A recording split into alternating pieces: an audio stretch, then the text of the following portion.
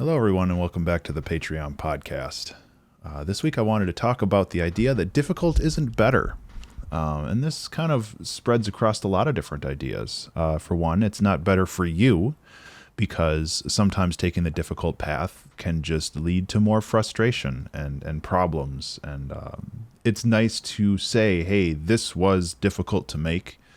But in the end, the audience generally doesn't care whether it was difficult or not to make. They want to know whether it's fun to experience, like if it's fun to listen to, or if it's fun to play, or fun to look at.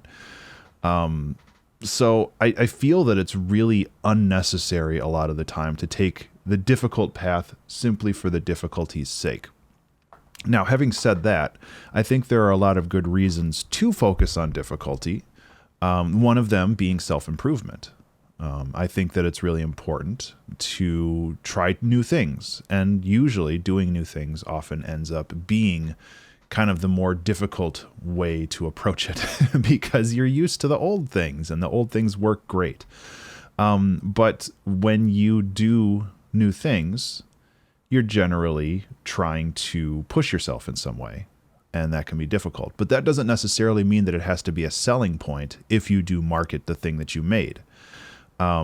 Because again, like when I play a game, I don't really care how hard it is to make, how hard the game was to make. Like, I want to know if the game itself is fun to play. And I feel that a lot of the times, some developers, like, they finish the game in the first 5 months or 3 months or whatever, and then they spend the next 2 years polishing it, which can be great. But it's also adding all of this difficulty and all of this challenge to it, where you could have just released the game and gotten feedback from people instead of keeping it in a vacuum. And I'm very guilty of this too. Like, I'm on kind of the final stages of developing Pandemonium, and I am struggling because I got a lot of initial feedback from people playing it, and it was kind of a wake-up call that I needed to kind of change some things around and even things out, because I was living in a bit of a vacuum. I was making the game, and I was the only playtester of the game, and that was pretty much it. But now that I have kind of a better vision of what I want, thanks to feedback, it'll be better, because I think I was taking the difficult route, and in the end, that's not the way that you should do it.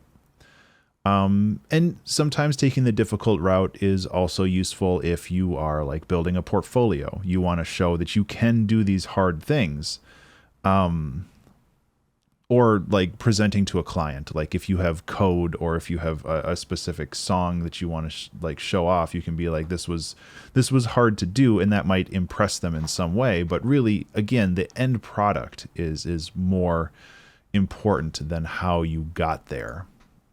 So it's important to be very mindful of how you approach projects and kind of ask yourself these questions along the way. Like, will adding this feature or this section of the song or whatever bring value to the song or the project as a whole? Or is this just doing something difficult for difficulty's sake? And again, I want to reiterate that that's totally fine.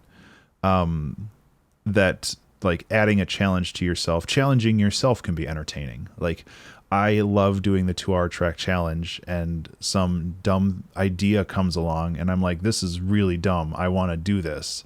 And usually that means that I'm adding a challenge for the song beyond just doing it within the 2 hours. And I don't do it to bring value to the song as a listener. I do it to bring value to the process as me, the creator.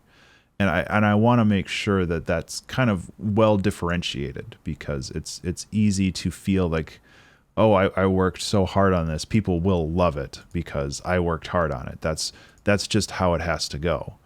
And that's often not how it works. But yeah. Anyway, I think that's all I've got for this episode. I hope you've gotten some value out of it. I really genuinely appreciate you listening. Thank you so much for being a Patreon supporter, and I hope you have a fantastic weekend. Be remarkable.